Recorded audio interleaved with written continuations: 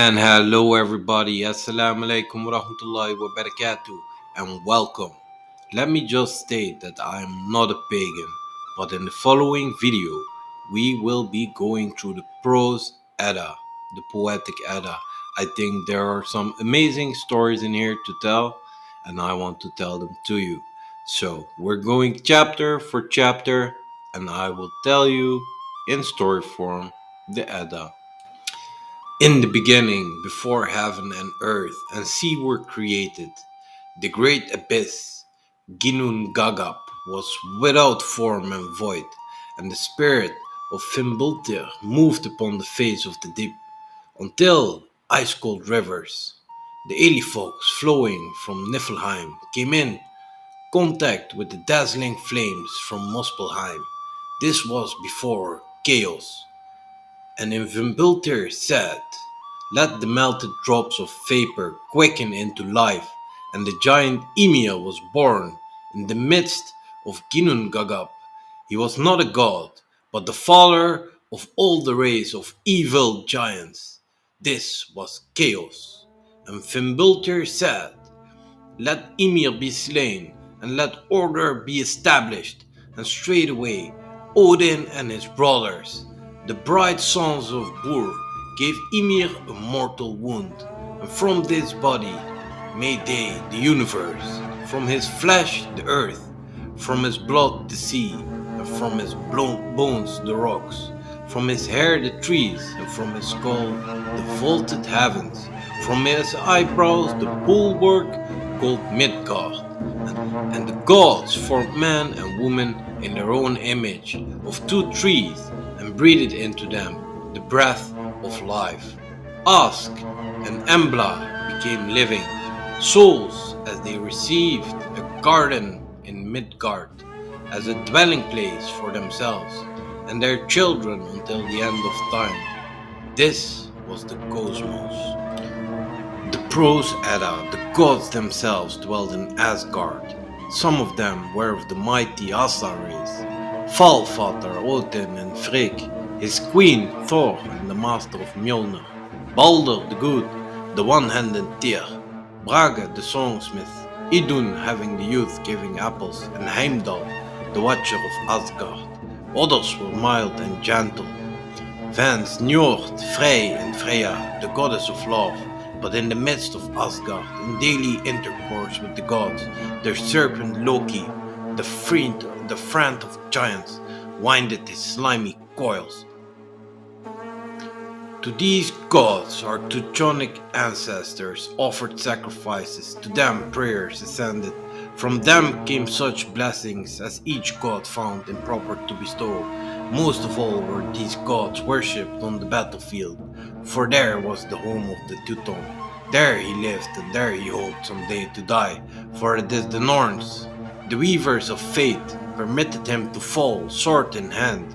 Then he would not descend to the shades of hell, but carried in Valkyrian arms up to Valhalla, where a new life would be granted unto him, or better, where he would continue his earthly life in intercourse with the gods.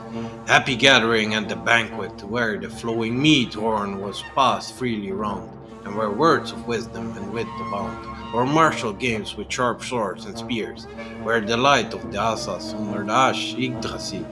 They met in council, and if they ever appeared outside of the walls of Asgard, it was to go on errands of love, or to make war on the giants, their enemies from the beginning. Especially did Thor seldom sit still when he heard rumors of giants. With his heavy hammer, Mjolnir, he slew Hunga, Rukna, and the Midgard serpent, gave Thrym and all the race of giants bloody bridal gifts in Freya's garments, and affrighted the jungler Lokis of Utgard, who had to resort to his black art for safety. Thus lived the gods in heaven, very much like their worshippers on earth, excepting that Idun's apples ever preserved them fresh and youthful. But Loki the serpent was in the midst of them. Frigg's heart was filled with gloomy foreboding in regard to Balder, her beloved son, and her mind could not rest until all things that would harm him had sworn not to injure Balder. But now they had nothing to fear, for the best god, and with perfect abandon to security, they themselves made him serve as a mark, and hurled darts, stones, and other weapons at him, when nothing could scathe. But the serpent Loki was more subtle than any within or without Asgard, from Asgard, whom Fimbulter had made, and he came to Hoda, the blind god, put the tender mistletoe in his hand. This directed his arm, so that Balder sank from the joys of Valhalla down into the abodes of the pale hell, and did not return. Loki is bound and tortured, but innocence has departed from Asgard. Among men there are bloody wars. Brothers slay brothers. Sensual sin grows huge. Perjury has taken the place of truth. The elements themselves become discordant, and then comes the great Fimbul winter, with its howling storms and terrible snow that darkens the air and takes all gladness from the sun. The world's last day approaches. All bonds and fetters that bound the forces of heaven and earth together are severed, and the power of good and evil are brought together in intestine feud. Loki advances with the Fenris wolf and the Midgard serpent, his own children with all the host of the giants, and with Surt who flings fire and flame over the world. Odin advances with all the Asas and all the blessed Einherjas. They meet, contend, and fall. The wolf swallows Odin, but Vidar the Silent sets his foot upon the monster's lower jaw. He seizes the other with his hand and thus rends him till he dies. Frey encounters Surt, and terrible blows are given. Ere Frey falls. Heimdall and Loki fight and kill each other, and so do Tyr and the dog Garm from the Gnipa cave. Asa Thor fells the Midgard serpent with his Mjolnir, but he retreats only 9 paces when he himself falls dead, suffocated by the serpent's venom. Then smoke wreaths around. The ash Yggdrasil, the high flames play against the heavens. The graves of the gods, of the giants and of men are swallowed up by the sea, and the end has come. This is Ragnarok, the twilight of the gods. But the radiant dawn follows the night. The earth, completely green, rises again from the sea, and where the Muse have just been rocking a restless wave, rich fields unplowed and unsown, now wave their golden harvest before the gentle breezes. The Asas awake to new life. Balder is with them again.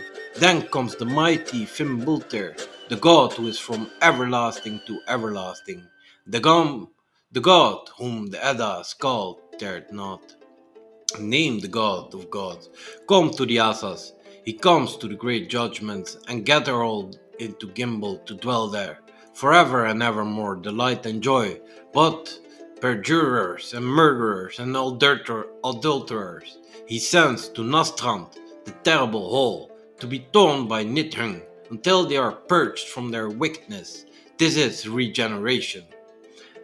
These are the outlines of the Teutonic religion. Such were the doctrines established by Odin among ancestors, so thus do we find recorded in the Eddas of Iceland. The present volume contains all the younger Edda that can possibly be of any importance to all the readers. In fact, it gives more than ever before been presented in any language than English, German, and Scandinavian.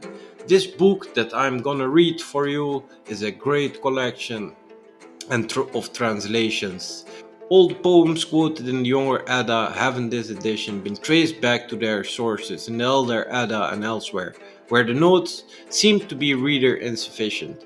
But we must refer him to our Norse mythology, where he will, we trust, find much of the additional information he may desire, well aware that this work has many imperfections, and I beg my listener to be generous with me and please like and subscribe, so we will find that out and we delve into the world with hope that it may aid some younger son and daughter of Odin to find its way to the fountains of earth and Mimir, and to the Idun's rejuvenational apples. The son must not squander, but husband wisely what his father has accumulated.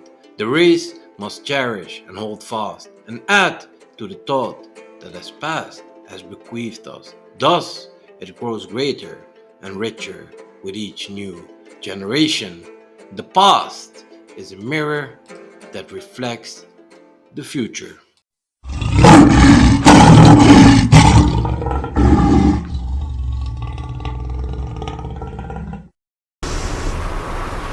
Kill them!